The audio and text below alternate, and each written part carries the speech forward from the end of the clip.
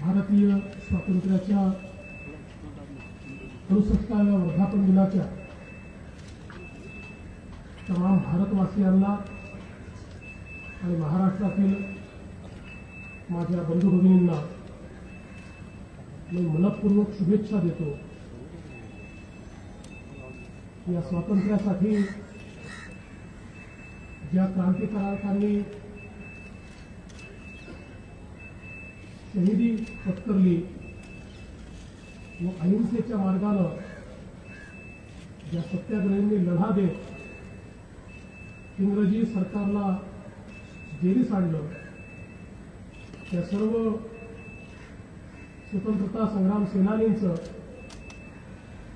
आज आपण त्यांना अभिवादन करूया, आज आपण त्यांची आठवण करूया आणि आज आपण त्यांना मानवंदना देऊया। आज देश एका परिवर्तनाच्या पर्वामध्ये चालला,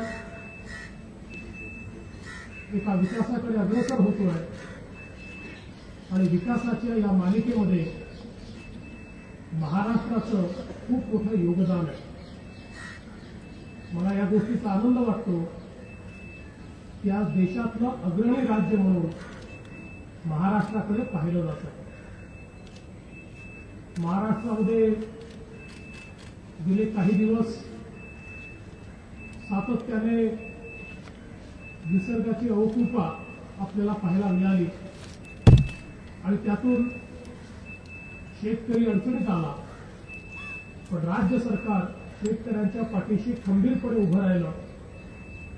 शेतकऱ्यांच्या कर्जाचं पुनर्गठन करून 5 वर्षापर्यंत पुनर्गठित कर्जाची मुदत केली। शेतकऱ्यांच्या कर्जावरचं पहिल्या वर्षीचं पूर्ण व्याज राज्य सरकारच्या वतीनं आपण त्या ठिकाणी भरण्याचा निर्णय घेतला आणि पुढच्या 4 वर्षातही अर्ध व्याज हे राज्य सरकारच्या वतीनं भरलं जाईल, अशा प्रकारचा निर्णय आपण त्या ठिकाणी केला। एवढंच नाही तर शेतकऱ्याला सक्षम केलं पाहिजे। आपला शेतकरी हा कर्जमाफीच्या पलीकडे जाऊन कर्जमुक्तीकडे गेला पाहिजे, या दृष्टीनं शाश्वत शेतीचा विकास करण्याचा निर्णय आपण घेतला। जलयुक्त शिवार सारख्या योजनेच्या माध्यमातून आज मला सांगताना आनंद वाटतो की महाराष्ट्राच्या जनतेनं स्वातंत्र्योत्तर काळामध्ये सर्वाधिक लोकसहभागाची योजना म्हणून या योजनेच्या माध्यमातून परिवर्तनाची सुरुवात केली।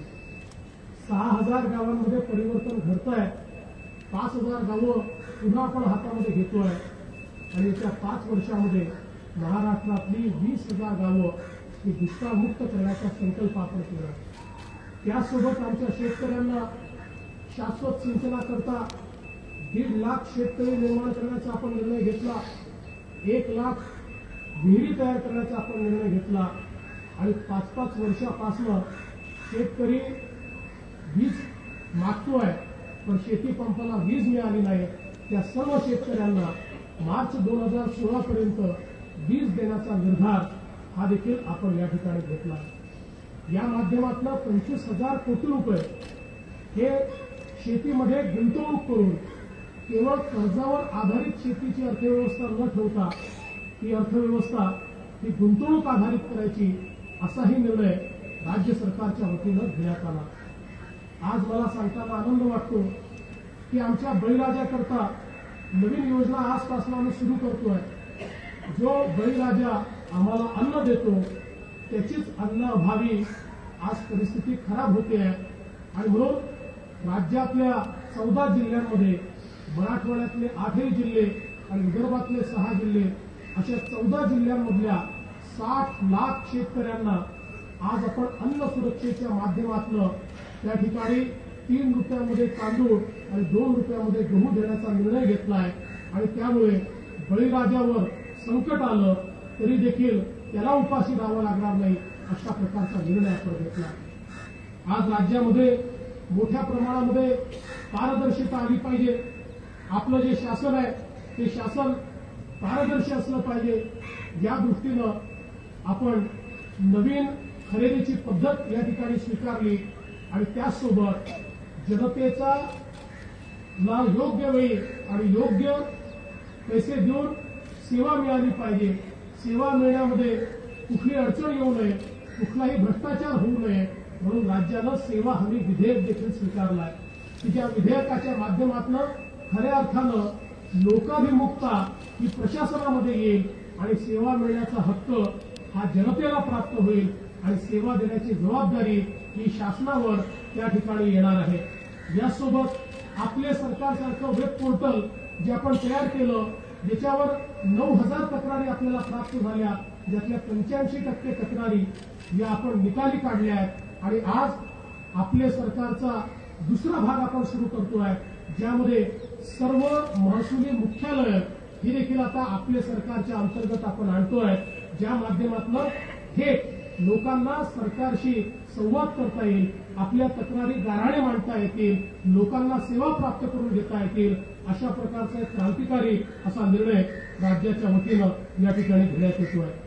आज राज्य सरकारनं नागरीकरणाला आव्हान नाही तर संधीत रूपांतरित करायचं ठरवलं आहे आणि महाराष्ट्रामध्ये 10 स्मार्ट शहरं तयार करण्याचा आपण निर्णय घेतलाय की ज्या माध्यमातून या शहरांमध्ये पूर्णपणे पायाभूत सुविधा तयार करायच्या, रोजगाराच्या संधी तयार करायच्या आणि जागतिक स्तरावरच्या शहरांची स्पर्धा करू शकतील अशा प्रकारची ही शहरं तयार करण्याचा निर्णय आपण घेतलेला आहे. महाराष्ट्र एका नवीन औद्योगिक क्रांतीकडे निघालेला आहे. गेल्या 6-8 महिन्यामध्ये महाराष्ट्रामध्ये 60,000 कोटी रुपयांपेक्षा जास्त गुंतवणुकीचे प्रस्ताव आपल्याला प्राप्त झाले आहेत. प्रत्यक्षात गुंतवणुकीला सुरुवात झाली आहे. 1 लाख तरुणांना रोजगार मिळेल अशा प्रकारची गुंतवणूक ही महाराष्ट्रामध्ये होते आहे. पण यांनी आमचं समाधान नाही आहे. याहीपेक्षा अधिक रोजगाराच्या संधी तयार करायच्या आहेत आणि त्याकरता कौशल्य प्रशिक्षित मानव संसाधन तयार करण्याचा निर्णय हा आपण घेतलेला आहे आणि कौशल्य प्रशिक्षणाच्या माध्यमातून आमच्या युवकांच्या हाताला काम देण्याचं आपण ठरवलेलं आहे. महाराष्ट्राला महाउद्योग राष्ट्र करण्याचा निर्धार या निमित्ताने राज्याचं सरकार या ठिकाणी व्यक्त करत आहे. राज्यामध्ये कायदा आणि सुव्यवस्था नांदली पाहिजे अशा प्रकारचा आपला प्रयत्न आहे आणि कायदा आणि सुव्यवस्थेचं सगळ्यात महत्वाचं मानक हे रेट ऑफ कन्व्हिक्शन किती आहे, अपराध सिद्धीचा दर किती आहे, पकडलेल्या अपराधांपैकी किती अपराधांना शिक्षा होते, या आधारावर राज्याचं आपण आकलन करतो.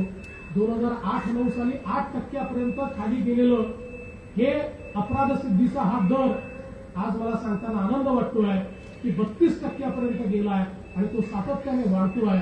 राज्यातल्या अपराधांना शिक्षा होईल ही भीती निर्माण झाली तरच आपण कायदा आणि सुव्यवस्था घेऊ शकतो. आज पुण्यामध्ये सीसीटीव्हीची आपण सुरुवात केली, मुंबईमध्ये सीसीटीव्हीची सुरुवात आपण करतोय. आपल्या याच वर्षीच्या शेवटापर्यंत एक झोन मुंबईचा सीसीटीव्हीने पूर्ण सर्व्हिलन्स खाली येणार आहे आणि पुढील वर्षी 2016 ऑक्टोबरपर्यंत संपूर्ण मुंबई 6,000 सीसीटीव्ही कॅमेऱ्याच्या सर्व्हिलन्स खाली त्या ठिकाणी येणार आहे आणि त्यामुळे मोठ्या प्रमाणात या ठिकाणी सुरक्षितता निर्माण करण्याचं काम आपण करतोय. दळणवळणाची क्रांती या महाराष्ट्रामध्ये आणण्याचा प्रयत्न आपण सुरू केला आणि त्या माध्यमातून नागपूर ते Mumbai super express communication super expressway ही संकल्पना आपण मांडली आहे. 800 किलोमीटरचा ऍक्सेस कंट्रोल रस्ता की ज्यामध्ये नागपूर ते मुंबई हे अंतर केवळ 10 तासात पूर्ण करता येईल आणि संपूर्ण 800 किलोमीटर आपण त्या ठिकाणी फायबर ऑप्टिक टाकणार आहोत. त्यामुळे पहिला हा असा रस्ता असेल की जो कम्युनिकेशन सुपर एक्सप्रेसवे असेल. राज्यातला ट्रेड, राज्यातला कॉमर्स, या सगळ्या गोष्टी, उद्योग, या सगळ्या गोष्टींना त्या ठिकाणी चालना मिळेल आणि आमचा शेतकरी हा महाराष्ट्रातल्या कुठल्याही भागातनं मुंबईपर्यंत आपलं अन्नधान्य, भाजीपाला, नाशवंत पदार्थ देखील 7 ते 8 तासात किंवा अगदी 10 तासामध्ये त्या ठिकाणी पाठवू शकेल. त्यामुळे एक मोठी आर्थिक क्रांती देखील या रस्त्याच्या माध्यमातून आपण करण्याचं ठरवलं आहे. कोस्टल रोड असेल, मेट्रो असेल, जलमार्गाचा अवलंब असेल, अशा अनेक प्रकारच्या गोष्टी या निमित्ताने या ठिकाणी आपण केलेल्या आहेत आणि या सगळ्या गोष्टी वेगानं व्हाव्यात याकरता केंद्र सरकारचं खूप मोठं सहकार्य हे आपल्याला लाभत आहे. राज्यामध्ये ज्या प्रकारे टोलच्या माध्यमातून जनतेची मोठ्या प्रमाणामध्ये एक प्रकारे पैसा उकळण्याचं काम चाललं होतं, त्याच्यावर देखील चाप लावण्याचा प्रयत्न राज्य सरकारने केला आणि जी छोटी वाहनं आहेत त्यांना टोल मुक्ती देऊन खऱ्या अर्थानं ज्या प्रकारे अतिशय अपारदर्शीप्रमाणे हे टोलचे करार त्या ठिकाणी केले होते त्याच्यावर चाप लावण्याचा प्रयत्न राज्य सरकारच्या वतीनं या ठिकाणी चाललेला आहे. राज्य हे सामाजिक न्यायाचं राज्य आहे, शाहू फुले आंबेडकरांचं हे राज्य आहे आणि म्हणून या राज्यामध्ये सामान्य माणसाला न्याय मिळाला पाहिजे हा आपला प्रयत्न आहे. हे वर्ष डॉक्टर बाबासाहेब आंबेडकरांच्या 125व्या 125व्या जयंतीचं वर्ष आहे आणि म्हणून हे वर्ष राज्य सरकार समता आणि समरसता वर्ष म्हणून या ठिकाणी साजरं करेल. या वर्षाच्या निमित्ताने आम्ही हेही ठरवलं आहे की आमचे दलित समाजातील, आदिवासी समाजातील, अनुसूचित जाती, अनुसूचित जमातीतील, भटक्या विमुक्त जमातीतील आमचे जे विद्यार्थी आहेत यांच्या शिक्षणावर आम्ही विशेष भर देणार आहोत.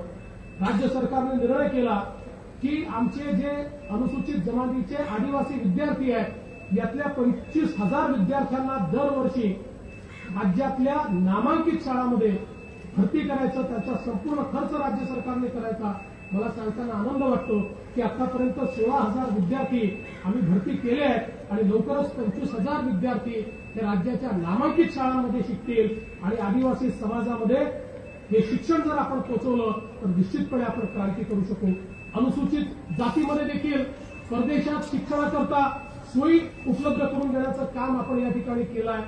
केंद्र सरकारचे मी आभार मानतो की डॉक्टर बाबासाहेब आंबेडकरांचं स्मारक बनवण्याकरता आपल्याला इंदू मिलची जागा ही त्या ठिकाणी मिळाली आणि राज्य सरकारनं लंडन स्थित डॉक्टर बाबासाहेब आंबेडकरांनी ज्या ठिकाणी राहून अभ्यास केला ते घर विकत घेण्याचा देखील निर्णय केला. त्याची कारवाई देखील आपण करतो. यासोबत आज छत्रपती शिवाजी महाराजांचं अरबी समुद्रामध्ये स्मारक व्हावं ही तमाम महाराष्ट्रातल्या जनतेची इच्छा पूर्ण करण्याचं काम राज्य सरकारच्या वतीनं चाललं आहे आणि मला विश्वास आहे की निश्चित वेळेमध्ये हेही काम या निमित्ताने आम्ही निश्चितपणे करून दाखवू. आज या निमित्ताने आपल्या सर्वांना शुभेच्छा देताना मला हे सांगताना आनंद वाटतोय की राज्याने शिक्षणाचं व्यापारीकरण थांबवण्याकरता फी नियंत्रणाचा कायदा तयार केला आणि उच्च शिक्षणामध्ये, तंत्र शिक्षणामध्ये ज्या प्रकारे बाजार तयार झाला होता त्या बाजारावर चाप आणण्याचं काम राज्य सरकारच्या वतीनं करण्यात आलेलं आहे. मी या निमित्ताने आपल्या सर्वांना शुभेच्छा देतो आणि जाता जाता एवढंच सांगतो की आपली मायबोली मराठी, आपल्या मायबोलीला राजभाषेचा दर्जा देण्याचं काम राज्य सरकारच्या वतीनं करण्यात आलं.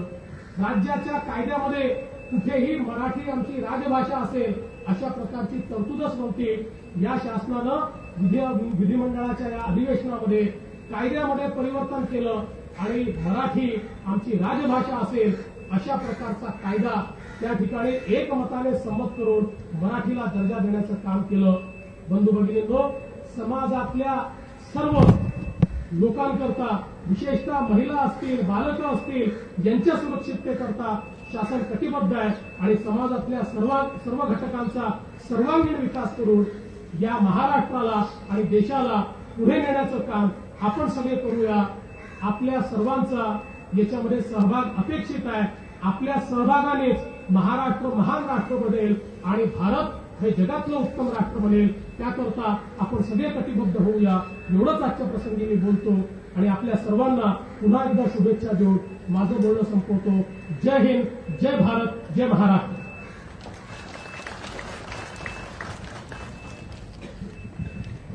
हे पुढे नका थोडे.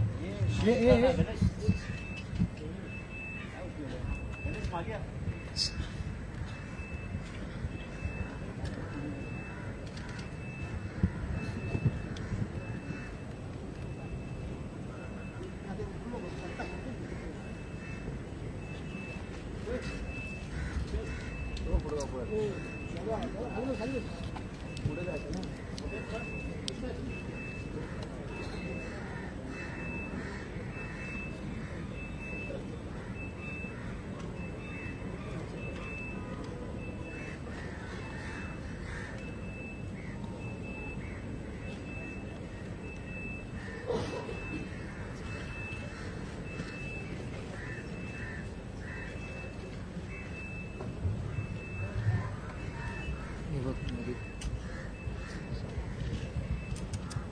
अरे